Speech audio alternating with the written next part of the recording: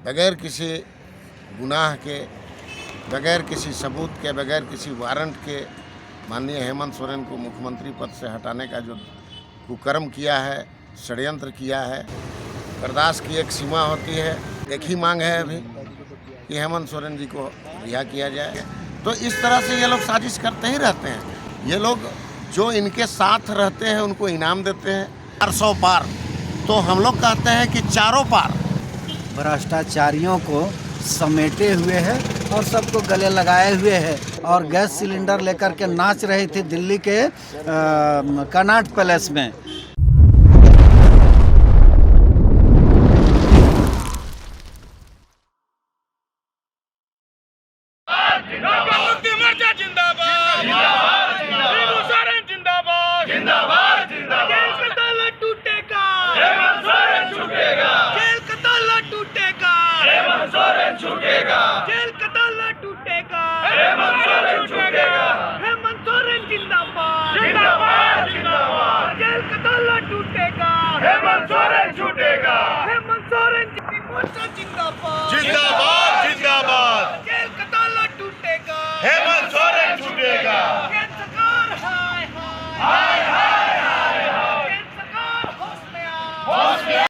आप लोग उपवास का जमा 25वां दिन है, क्या कहेंगे? देखिए, जिस मुहिम को लेकर के हम लोग चले हैं 15 फरवरी 2024 से शुरू हुआ, आज हमारा 25वां दिन है और ये कार्यक्रम हमारा तब तक जारी रहेगा जब तक हमारे माननीय पार्टी के कार्यकारी अध्यक्ष श्री हेमंत सोरेन जी को जेल से हम लोग रिहा नहीं करा लेते हैं। कार्यकर्ताओं का जो रोष है वो आपको धरना प्रदर्शन के उपवास के माध्यम से और न्याय पदयात्रा के माध्यम से लगातार देखने को मिल रहा होगा। और हर जगह लोग जनता के बीच में जा रहे हैं, न्याय यात्रा के माध्यम से उनको बता रहे हैं कि किस तरीके से भारतीय जनता पार्टी केंद्र नीति की सरकार बगैर किसी गुनाह के, बगैर किसी सबूत के, बगैर किसी वारंट के माननीय हेमंत सोरेन को मुख्यमंत्री पद से हटाने का जो कुकर्म किया है, षड्यंत्र किया है, वो अक्षम्य है। और इसका जवाब आपको, आम जनता को, पार्टी के कार्यकर्ताओं को 2024 के लोकसभा चुनाव में देना है। और जनता का काफ़ी स्नेह और सहयोग झारखंड मुक्ति मोर्चा को प्राप्त हो रहा है। आप देखेंगे कि ये आंदोलन जब से शुरू हुआ है उस वक्त से ये बढ़ता ही जा रहा है और ये लगातार बढ़ता रहेगा। कार्यकर्ताओं में बेचैनी इस बात की है कि हमारे नेता जेल में हैं और जब तक उनको जेल से नहीं छुड़ा लेते हैं तब तक हमारा ये आंदोलन जो है वो कई चरणों में होगा। अभी हमारा हिंसात्मक आंदोलन चल रहा है बापू के प्रतिमा के सामने बैठ करके, और ये आंदोलन फिर दूसरा रूप भी लेगा। बर्दाश्त की एक सीमा होती है, कार्यकर्ता बर्दाश्त कर रहे हैं और जब नए तरीके से आंदोलन की घोषणा होगी तो फिर से आंदोलन जोर पकड़ेगा और जोर पकड़ेगा।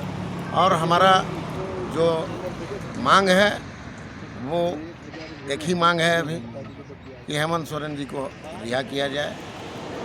ये हमारा चलता है। आप लोग की तरफ से लगातार आरोप लगते रहा है कि बीजेपी या केंद्र सरकार जो है हेमंत सोरेन के ईडी के षड्यंत्र करके मैंने जेल में डाला गया और चुनाव नज़दीक है, तो ऐसा क्या लगता है कि चुनाव को देखते हुए उनको जेल में डाला गया है? जी हाँ, चुनाव को देखते हुए तो षड्यंत्र कर रही है। आप देखिएगा कि जिस सुप्रीम कोर्ट के जज ने पीएमएलए ईडी के पक्ष में फैसला दिया था, उनका नाम था AM खानविलकर, वो रिटायर कर गए, उनको लोकपाल बना दिया गया।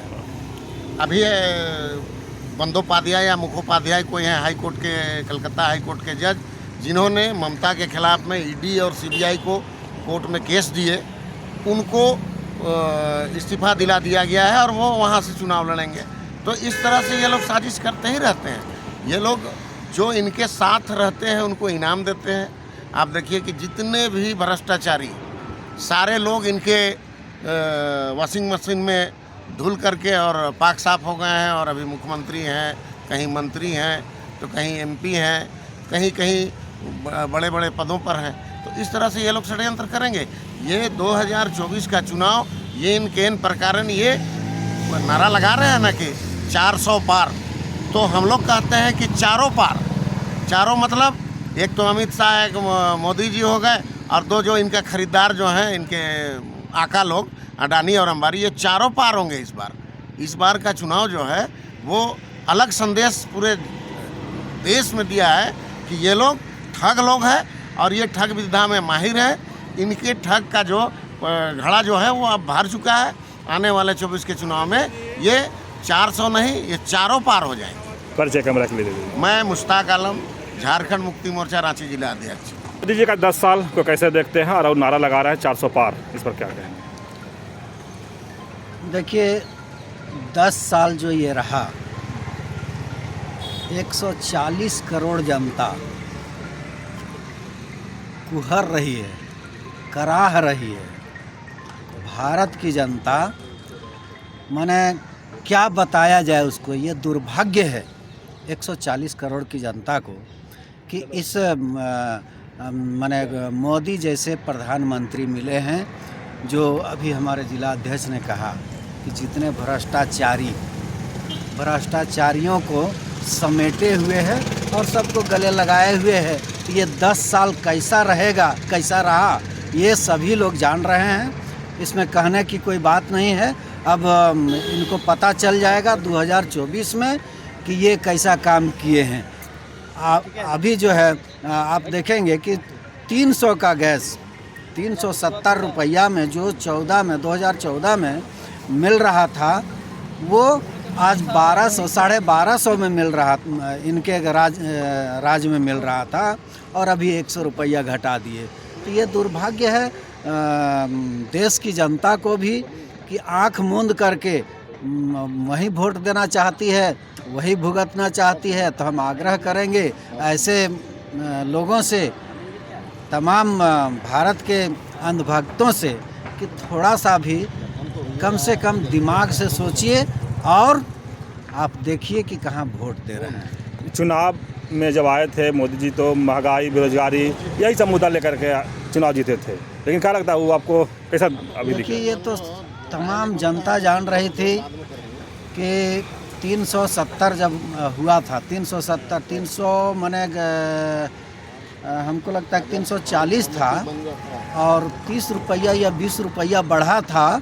तो यही स्मृति ईरानी घड़ा लेकर के और गैस सिलेंडर लेकर के घड़ा को फोड़ रही थी रास्ते में, और गैस सिलेंडर लेकर के नाच रही थी दिल्ली के कनॉट पैलेस में कि इतनी महंगाई हो गई कांग्रेस की राज में।